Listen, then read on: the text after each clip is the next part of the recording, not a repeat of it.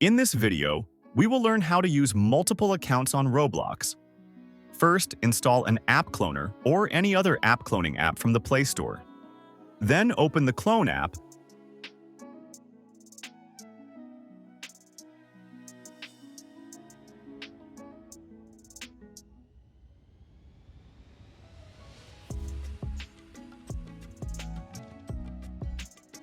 Tap on the plus icon and add Roblox twice, one by one.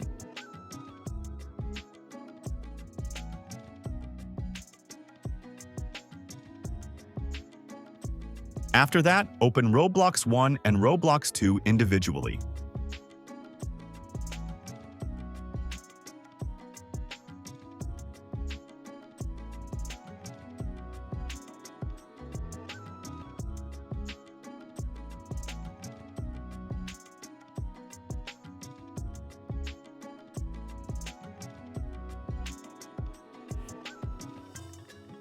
Next, press the Recent Apps menu button, tap on the app icon, and select Split Screen View. Then tap on the second Roblox app you want to open, and you're done.